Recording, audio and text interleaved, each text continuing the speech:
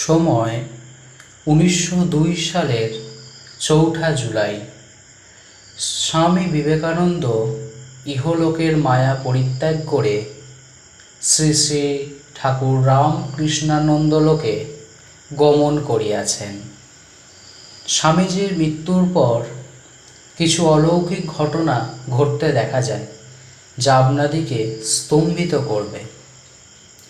স্বামীজির খুব প্রিয় শিষ্য ছিলেন রামকৃষ্ণানন্দজি, যিনি সেই সময় মাদ্রাজে বেদান্ত প্রচার করছিলেন। একদিন রাত্রিতে ঘুমন্ত অবস্থায় স্বামীজি তাকে দর্শন দিলেন এবং জানালেন যে আমি শশী এই জগতের মায়া ত্যাগ করে ঠাকুরের কাছে চলে গেলাম। এই তুচ্ছ শরীরটাকে আজ ফেলে দিয়ে গেলাম, জানিস। এর পরবর্তীতে কিছুদিন যাওয়ার পর স্বামী বিবেকানন্দের একজন খুব প্রিয় শিষ্য ছিলেন স্বামী অখণ্ডানন্দজি, যাকে স্বামী বিবেকানন্দ অবশ্য অন্য নামেই ডাকতেন, তাকে জিসি বলতেন।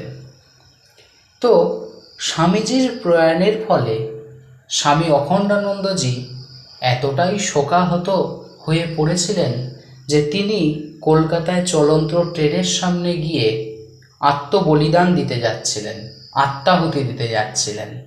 এমন সময় স্বামীজি আবির্ভূত হয়ে বলেন, ছি, আমি তো তোর কাছ থেকে এটা আশা করিনি, তোর যে এখনও অনেক কাজ বাকি, যা ফিরে যা।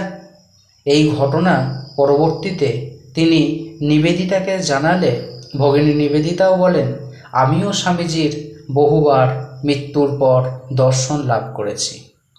স্বামীজির আর এক সহকারী ছিলেন স্বামী অভয়ানন্দজি মহারাজ, যিনি স্বামীজির খুব ঘনিষ্ঠ ছিলেন। তখন তিনি বেলুড় মঠের প্রেসিডেন্ট মহারাজ। এমন সময় বাইরে থেকে একজন অতিথি এলেন বেলুড় মঠ দর্শন তথা স্বামীজির মন্দির দর্শন করতে এলে স্বামী অভয়ানন্দজি স্বামীজির ঘরে ওনাকে নিয়ে যান এবং বলেন, হেয়ার্স লিভ স্বামী বিবেকানন্দ। এই সময় হঠাৎ করে সেই কথা কানে যায় স্বামীজির এক ভক্ত জোসেফ ম্যাকলাউডের কানে। তিনি তীব্র ভর্ৎসনা করে বলেন যে Swami Vivekananda lived, what do you mean? Swami Vivekananda lives now, he was still alive. অর্থাৎ স্বামী বিবেকানন্দ মারা যাননি, তিনি এখনও জীবিত আছেন, আমাদের মাঝেই আছেন। স্বামীজির মৃত্যুর পর এই ঘটনাগুলি আমাদেরকে স্তম্ভিত করেছে এবং বারবার এর প্রমাণ দিয়েছে যে মহাপুরুষের কখনোই মৃত্যু হতে পারে না।